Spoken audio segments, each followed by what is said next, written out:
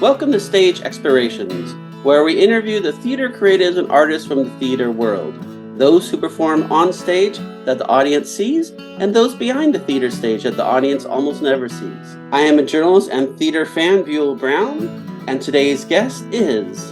Hello, my name is Leonard Moore with Krista. We are a part of the Very Hungry Caterpillar Show. If you want to learn more, watch this video. For those who aren't familiar with the Hungry Caterpillar story, can you tell them about it? Oh, Leonard, I'm gonna let you take this. You get to do it 7 times a week. Oh yeah, I get to do it from every angle, every single role. Yeah. So the Very Hungry Caterpillar is about a caterpillar who's very hungry. So it takes through the life of I look at it as going through the life of a caterpillar from egg to butterfly and all the transformations in between. And it's funny because while there's the main arc of, yes, he ate through all these foods, he ate through this, and then he had a stomach ache. There are also like subtle stories that are going on as well. Okay, wait. I feel like I'm taking this to like meta brain of caterpillar and not the All right, basics. let's hear it. Well, let's hear your theory on what the caterpillar story is really about. Let's hear it. It's about eating your vegetables. Okay. Well, that's it is. Yeah, and what happens when you eat junk food? Yeah, and having a balanced diet. That's right. Yeah, I mean it is. It's the journey of those week-long cycle of the caterpillar, eating through and going into the cocoon and turning into the big caterpillar into the butterfly, which is it's a really beautiful moment in the show. But yeah, it also there is like this subtext of eating healthy food compared to eating junk food and not feeling well when you eat junk food. So there is for such a simple story, there's quite a few things going on in it. And you get to see the puppets of each. You get to see mini pillar, normal pillar, chunka pillar, and then caterpillar. Yeah. So like the family's getting to see. The kids are always so mesmerized by each stage. Well, and we save that story for the last story in all versions that we do. We always end on caterpillar because it really is. That's what everybody's coming to see is caterpillar.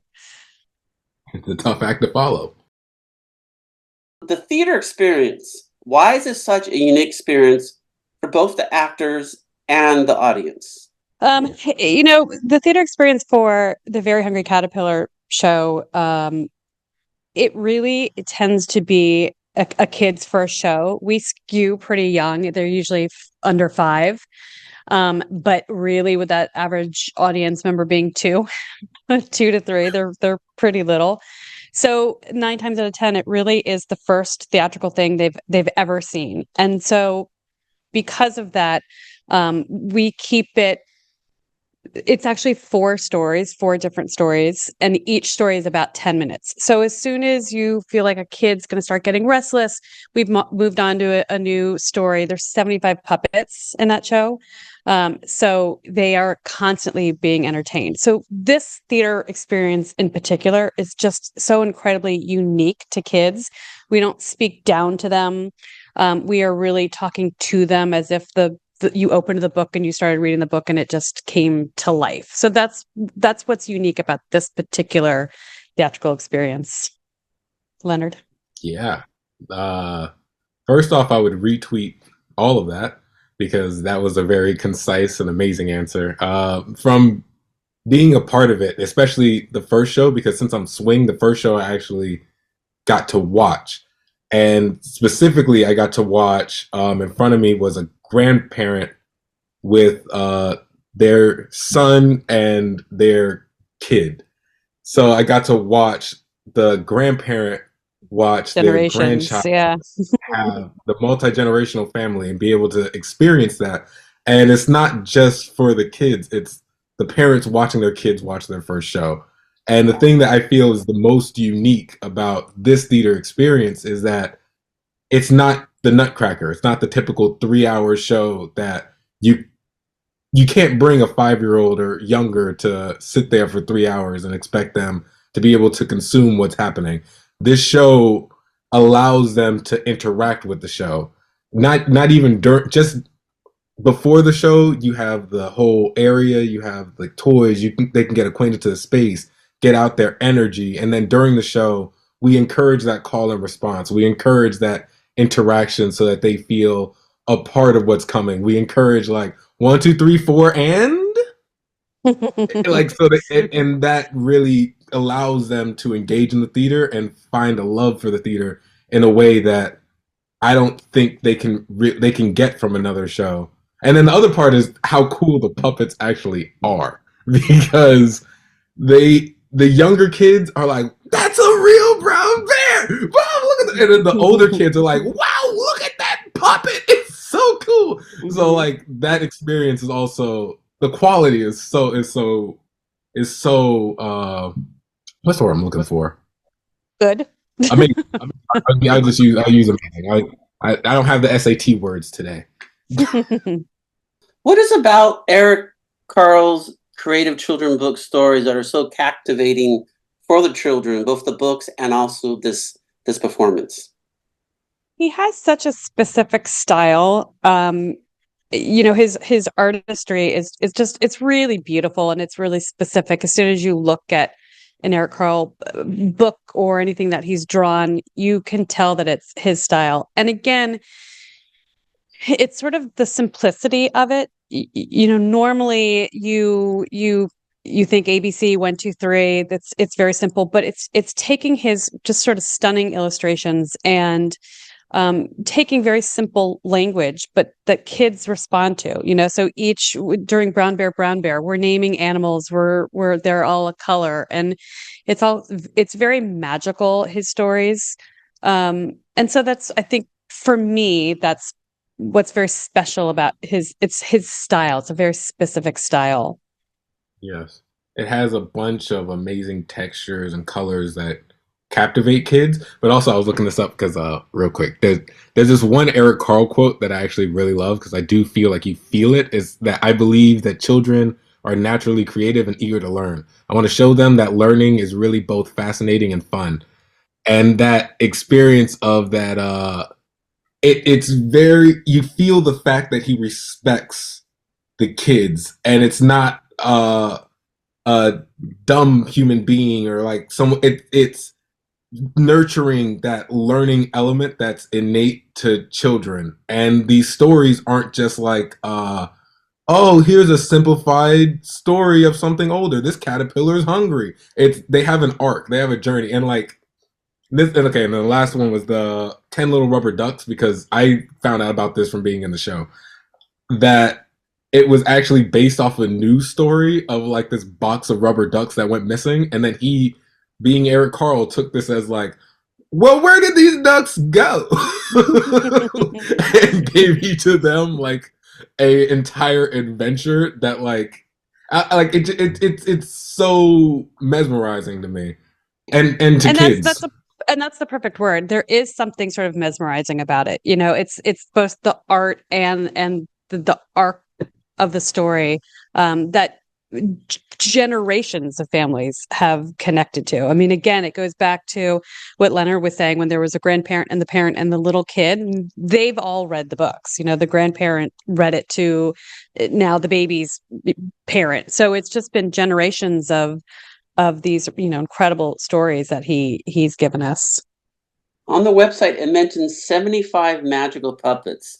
Just tell me, especially as an actor, just how do you actually get 75 magical puppets to come to life? Okay, can I take this one? You may. Okay. First, I love puppets. I love Jim Henson puppets. I make puppet, like, I love puppets. So the thing that's like crazy, getting back to the question, so when it comes to how they're made, these puppets are made by like this incredible team of we have a full New York production team that specifically puppet designers that make these puppets, but down to the inch, to like the centimeter, these puppets are designed to identically match Eric Carle's drawings. And you can see it when you see like the shape of the eyes, the specific coloring, the bills of the ducks and the 10 little rubber ducks, and how the top is actually orange and the bottom is red because that's what he drew. And so it's like a pop-up book. They're done identically to those drawings. But then when it comes to actually performing with these puppets, Caterpillar is the most complicated. It's also the most expressive. It's on the stage for like 10 minutes, so it makes sense that's the most expressive puppet. But it really comes down to the execution and how amazingly this show is choreographed, that each puppet transitions seamlessly into the next one. And there at one point we have around like 10 puppets on stage at the same time. And in dreams, no. And they are done so that they're easy to manipulate, because we have small puppets that are really tiny and easy to manipulate multiple ones, but then we also have big puppets like the brown bear, which is the size of like two of me. So it really comes down to the puppet builders who designed them to be able to work so seamlessly, but also to the choreographer who choreographed, because like every tour has like slight nuances to that the actors and the director bring to the show that makes it depends on the size of the stage as well too, about how you're working those puppets. And sorry, go ahead, Leonard. No. There's nuances. So like ours is different than like other ones, but there is uniformity that comes from the original choreography that works so well. Especially the music is done was made specifically for this show, so the choreography blends into that music, blends into the transitions. So when you hear a new music cue, there's normally a new puppet that comes along with it. It's so incredibly nuanced with the music, and we have like Leonard was saying, we have a puppet studio here in New York called the Rock Shop that builds all of our stuff. And while it's true, the design is absolutely to the millimeter from the book, the sort of fabrics that we've used, or the foam that we've used, or the things that we have used has evolved in the 10 years that we've been doing the show. It was originated in Australia in 2014.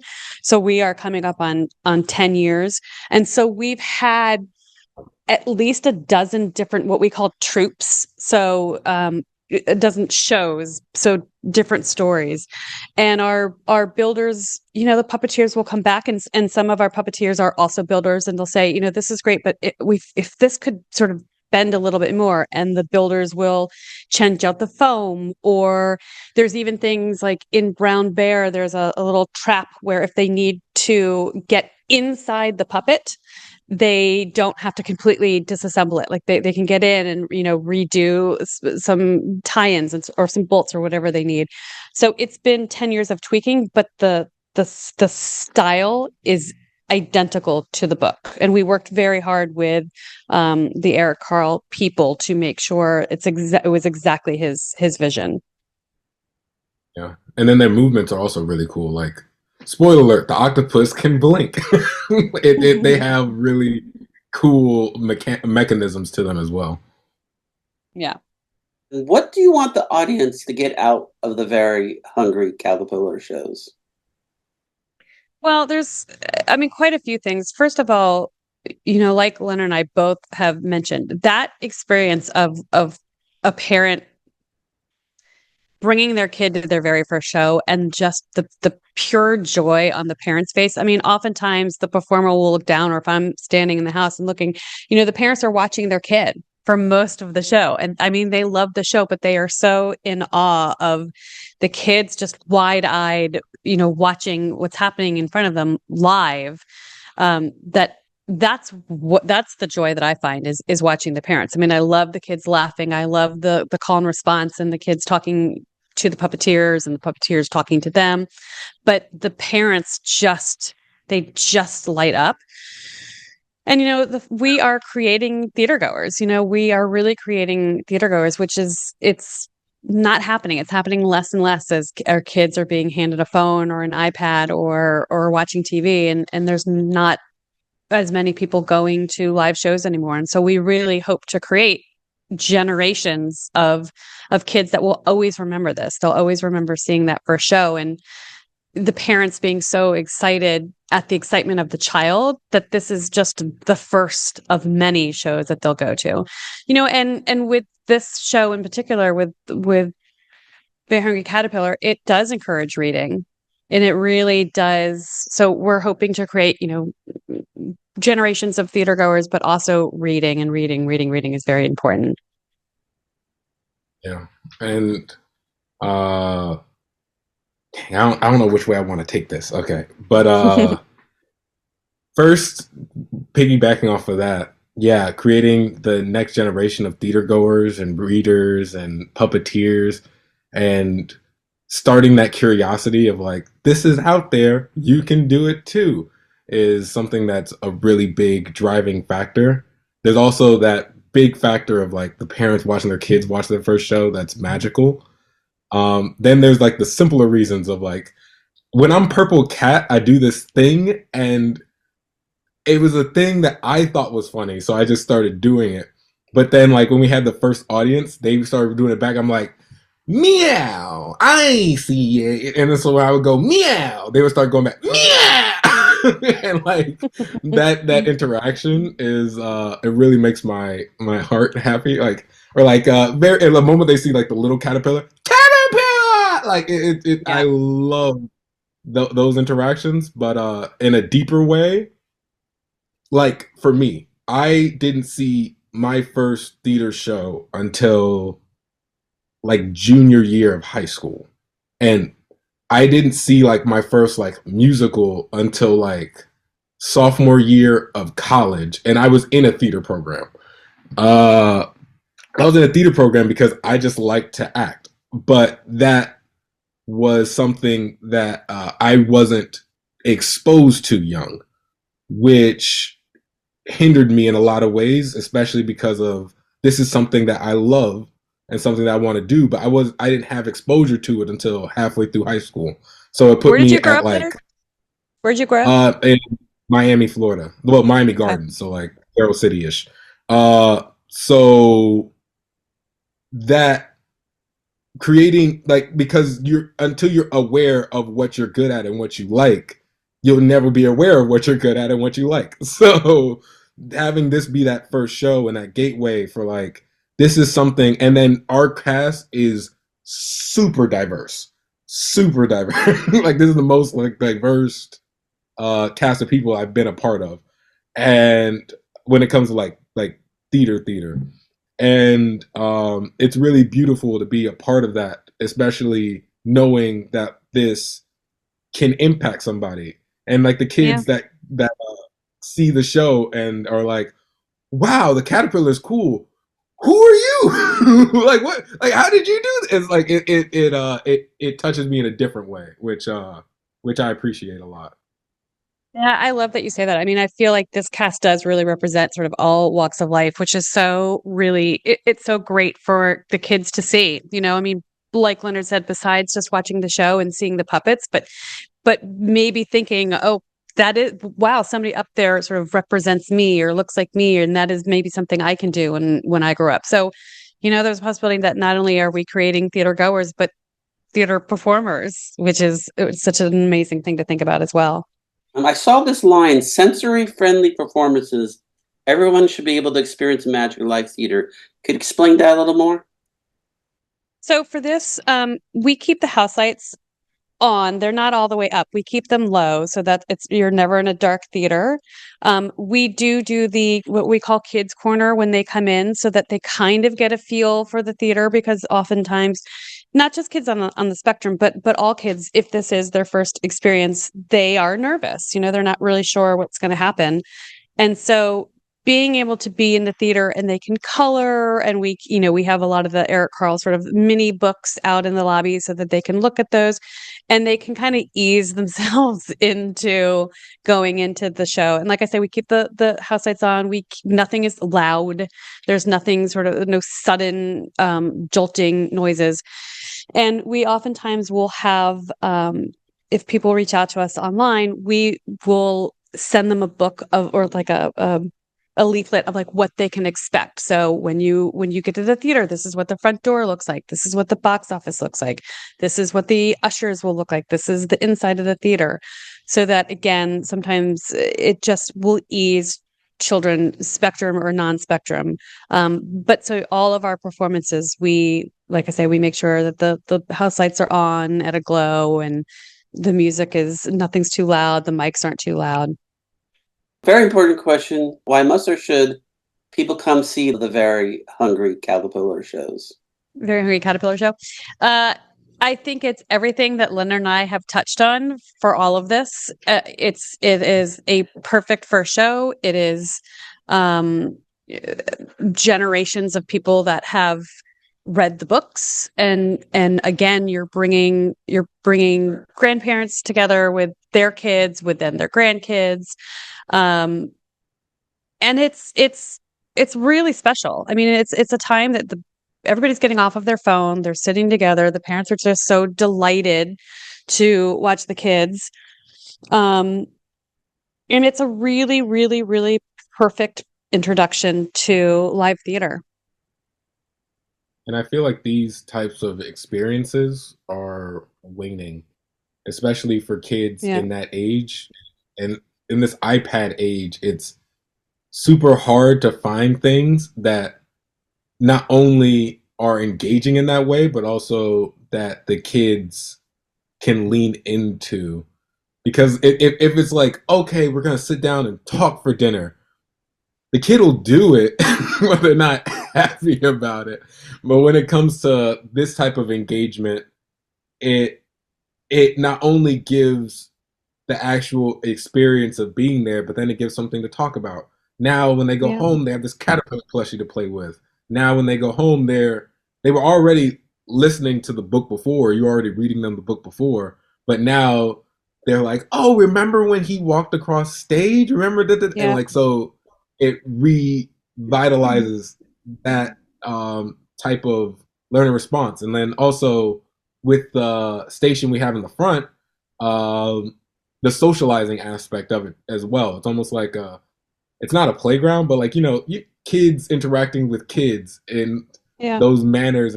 I saw the sweetest like interaction where like these two little girls were drawing, and then one of them was like, maybe she'll like a blue. She might not have a blue. And her mom was like, do you want to give her the blue? Yeah. So she gave her the blue, and then the mom was like, what do we say? Thank you. Maybe she'll like a pink. So she grabbed a pink and gave it to the other. And like little interactions like that are like, I don't know. It's so touching. It's almost like an old-fashioned experience. It's hard to describe, but you don't have a lot of that anymore. I mean, and like Leonard said, it really is waning. Like there is not a lot of this out there, and it's one thing to put the kids in front of the TV, and there's some great stuff on TV, and I don't fault that at all. But you can see sort of, we are at a lack of creativity, and I think that it's just vitally important to not reintroduce this, but to introduce it to kids when they're little, so that they have a love for it forever. Is very important. On the website, there is a mention about other productions that Rockefeller Productions does similar. Do you want to mention all the things that may be being offered around the country by your company? We have quite a few things in development that are exciting. Right now, we've got Sesame Street running, Sesame Street the Musical, which is here in New York. Caterpillar is going from Los Angeles to directly on tour. It's going on tour. We have another show here called the Eric Carle Story Show, which is similar to Caterpillar in that it's 4 stories, but it skews almost even younger than Caterpillar does. but it's also incredibly interactive. So those stories are Head to Toe, Quiet Cricket, Little Cloud, and then of course the Very Hungry Caterpillar. But those puppeteers and actors interact more with the kids, whereas Leonard and his cast for the Very Hungry Caterpillar, they are saying the script, the book, word for word. So they can get the call and response from the kids by the way they're saying it. So like Leonard says, it'll say, 1, 2 to get them to respond.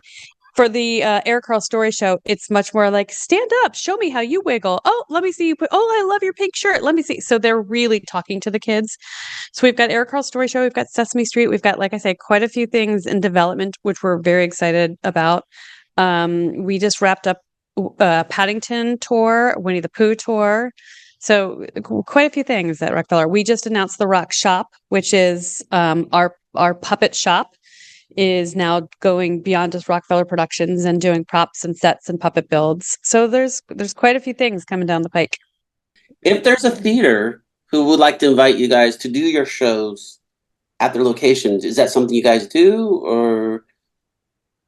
Yeah, we have a whole team of people. We have somebody that books the tours, and we have somebody else in-house that will reach out to theaters. But yeah, I mean, people can certainly go to the website, and there's an info email address on there. If there's any theaters that want to reach out to us, we're happy to entertain it.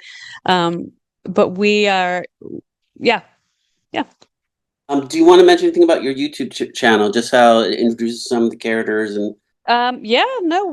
We did the World of Eric Carle. So we did a huge amount of stories. And each episode for that was an arts and crafts segment, was the storytelling, where we had an actor or a puppeteer read the story, and then a puppet section where they showed the puppets. So there were 26 episodes, I think, and I think the last one just dropped recently. But yeah, we did a whole YouTube series. So the Very Hungry Caterpillars were very much in our life. I am Krista Robbins. I am the producer. I've been with the show since 2015, and I would love everybody to come see this amazing run. And you can go to our website, which is caterpillarshow.com, and please come and have fun. My name is Leonard James Moore II, actor, writer, ventriloquist, and puppeteer. I'm the swing for the Very Hungry Caterpillar show. And I would love for everyone to experience something new, to find something they love and stick to it. And if you have some free time, to come see the Very Hungry Caterpillar show.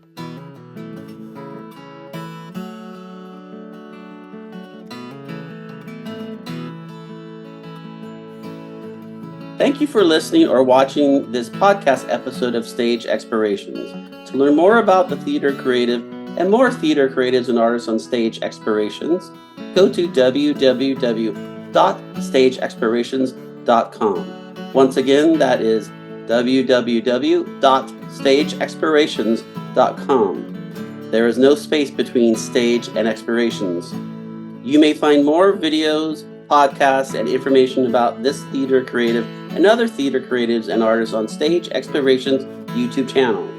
Looking forward to seeing you in the theater.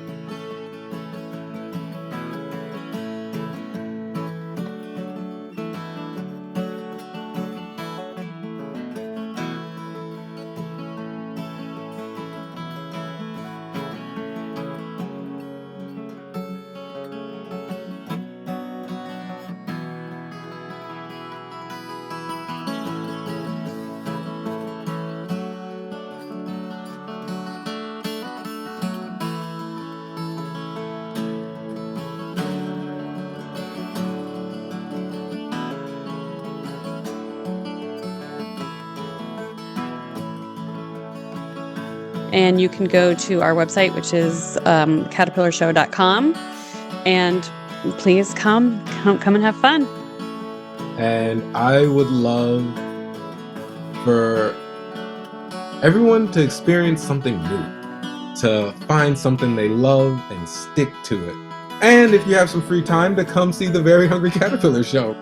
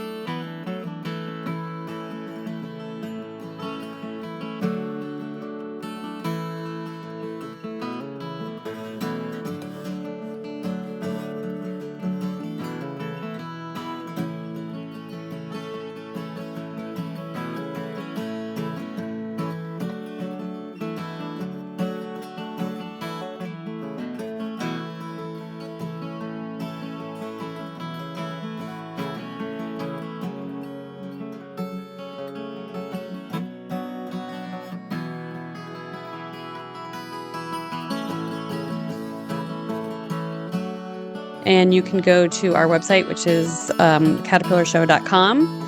And please come and have fun. And I would love for everyone to experience something new, to find something they love and stick to it.